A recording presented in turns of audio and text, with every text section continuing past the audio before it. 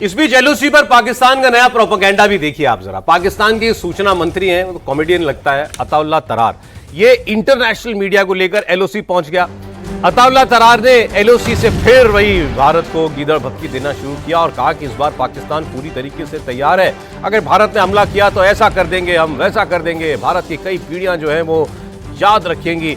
International media को लेकर के एलओसी घुमा रहे हैं ये इनके मंत्री साहब। सर आप ही जवाब दे दीजिए, मेरे मुंह से कुछ नहीं मिल जाएगा इसके लिए।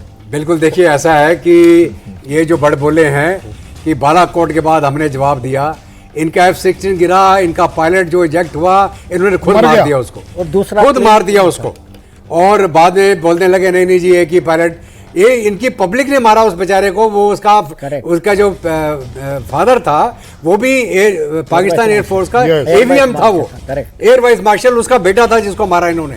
और बाद में मुकर गए क्योंकि अमेरिका के सामने मुंह दिखाने लायक नहीं बचे, भाई F-16 कैसे भेज दिया आपने काउंटर स्ट्राइक करने भारत के खिलाफ। खैर, और दूसरी बात, अमेरिका नहीं चाहता था कि दुनिया को पता चले कि एक MiG-21 ने F-16 को मार गिराया।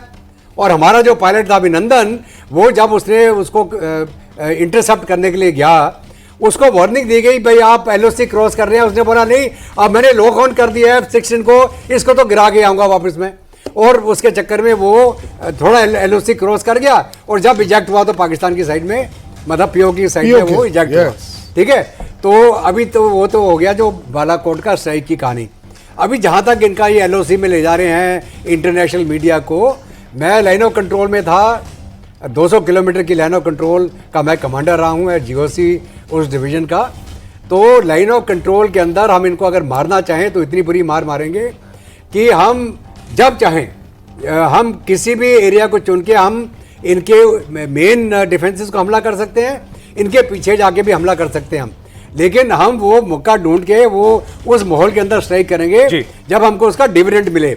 और डिविडेंड क्या है, अगर हमें गवर्नमेंट ये बोलती है आप पीओके को रिकैप्चर कर दीजिए तो हमारे ऑपरेशन उसी मुताबिक चलेंगे। इंटरनेशनल मीडिया को क्या घुमाने लगे हो आप, क्या दिखाना चाहते हो? एक मिनट सौरभ जी एनालाइज करिए, इसको एनलार्ज करवा लीजिए, कितने माइक है सामने, पूरी तस्वीर। ना मैं तो कह रहा हूं कितने माइक है गिन लीजिए। इंटरनेशनल मीडिया के कौन कौन से नाम है जरा वो गिन लीजिए, पढ़ लीजिए। मैं नहीं बोल रहा कि आप मेरी बात मानिए, किसी को भी बोल दीजिए, पाकिस्तानी को बोल दीजिए, कितने माइक सामने हैं, 4 दिख रहे हैं आपके सामने, मतलब प्रूफ वाली बात चल रही है। उसमें से कौन कौन सा इंटरनेशनल मीडिया का नाम है वो पढ़ दीजिए। चलो, मुझे तो कोई इंटरनेशनल नजर ही नहीं आ रहा। अब आप बता दीजिए मैं क्या कर सकता हूं। मतलब मैं झूठ बोल सकता हूं, आप झूठ बोल सकते हो, आंखें थोड़ी ना झूठ बोल सकती हैं। और लॉन्च पैड से तो इन्होंने सारे निकाल ही दिए, खाली कर दिया, पूरा बात भी ले गए थे घुमाने की। देखिए हमारा तो कोई नुकसान ही नहीं हुआ, याद होगा ना आपको। खैर ये सब प्रोपेगेंडा वॉर्स है। भारत के हमले से लेकिन पाकिस्तान में दहशत है और अब वो दर दर मदद की भीख मांग रहा है। एक बड़ी खबर आई टर्की से, तुर्की जो मर्जी कहिए, तुर्की की एक वॉरशिप नेवी की वो पाकिस्तान आई है।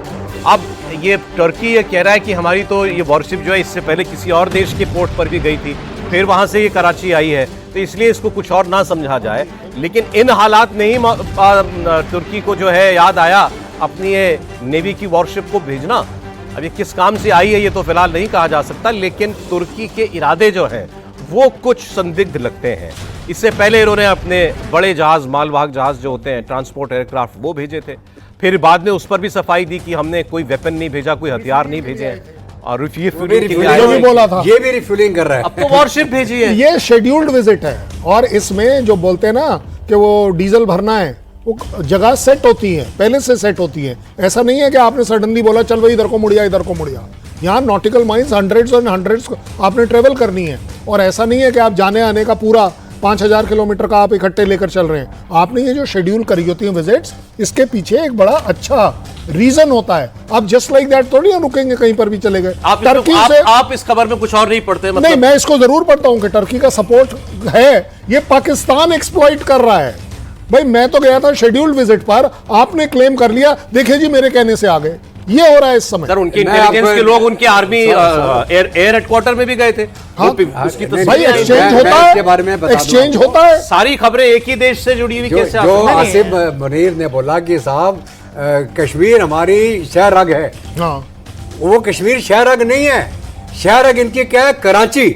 और ये डर के मारे कि भारतीय नेवी कराची के ऊपर हमला ना कर दे, इन्होंने तुर्की को बोले यार एक जहाज अपना खड़ा कर दो यहाँ, क्योंकि हो सकता है आप जब खड़े रहेंगे तो शायद इंडिया की नेवी हमला ना करे यहाँ कराची के ऊपर। थर्ड कंट्री इन्वॉल्व हो जाएगा। और शहरक क्या है, कराची है शहरक पाकिस्तान की, आप कराची को ब्लॉकेट कर दे, इनका सारा खाना पानी दाना तेल पानी सब बंद हो जाएगा।